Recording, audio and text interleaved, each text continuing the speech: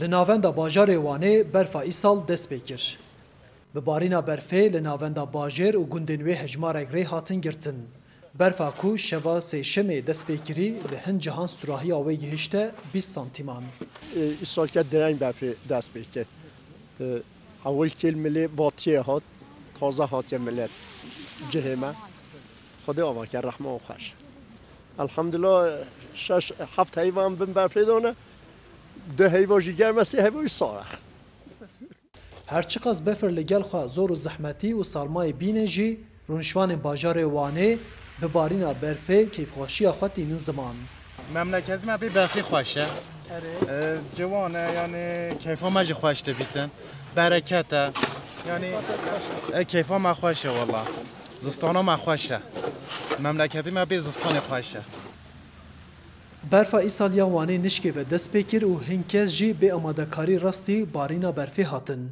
Ajokar Sîpan Aslan jî yek ji wan kesan ye ku motora xwe li gor zivistanê amade nekiriye û derdorê wê li hember sarmayê negirtiye.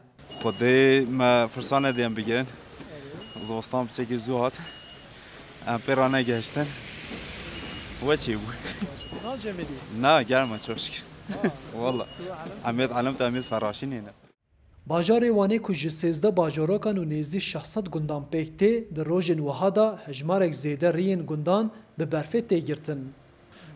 Vegav em bêjin nêskaya 605 heb xebatkarê me li qadê da dixebite qedara 300 wesayî tê kar dîsa û sakîne li qadê vê xebatê pêk tîne.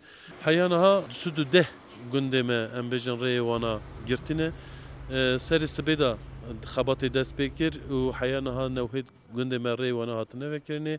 Rê gundê me yê dinê jî xebat berdewam dike. Ez barim heya êvarê jî ev gundê me jî rê wana were vekirin. Li gor rêveberiya meteorolojiya herêmî li bajarê Wanê befir sekine û roja înê wê da dê hetav derkeve. Arif Aslan, Dengê Amerîka, Wan.